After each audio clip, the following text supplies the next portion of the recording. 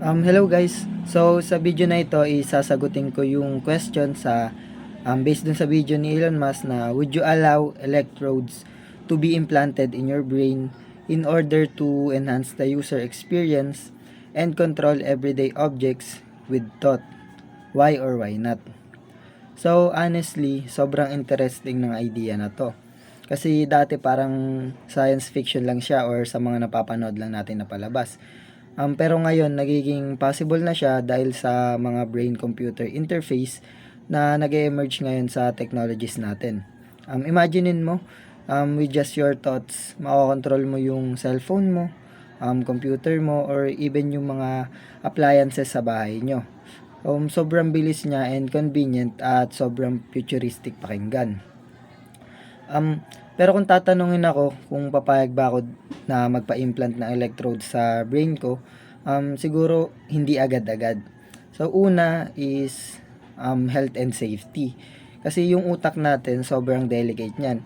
And kahit maliit na surgery, may risk na magkaroon ng infection, damage, or long-term side effects. Hindi pa ako convinced na safe siya for everyday use. Lalo na kung yung goal is lalo na kung yung goal lang ay convenience. Second is yung privacy and ethics.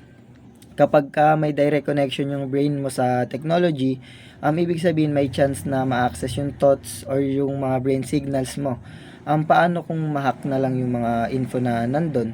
Paano kung may ibang tao na makakuha ng data about sa akin or yung nararamdaman ko? So, yun yung isa din sa ikinakatakot ko kasi hindi lang physical health yung nakasalalay, pati na yung mental privacy ko rin. Third is yung practicality. Bali, sa ngayon, marami namang ways to control devices nang hindi invasive. Meron tayong voice commands, smart assistants, and touch screens or kahit yung mga wearable devices. So, kung ang electrodes ay para lang magpasimple nung mga bagay na kaya ko namang gawin ng safe yung methods is parang hindi worth yung risk. Pero I also see the potential kung gagamitin siya sa medical purposes like may mga taong may paralysis, stroke, or neurological conditions, sobrang helpful siya. Imaginein mo someone who can move their arms or legs pero with electrodes is pwede nilang makontrol yung wheelchair nila or yung computer. That's life changing. In that case is mas justified yung risk and malaki kasi yung benefits. So overall, kung para lang sa convenience, hindi ako papayag na lagyan ng electrodes yung utak ko. Para sa akin, too risky and too invasive siya and may ethical issues din.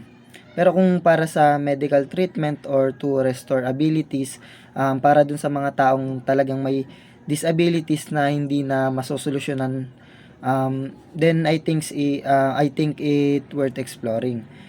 Yun yung take ko sa issue na to. So I hope sana nakatulong yung opinion ko about sa topic na to. Yun lang.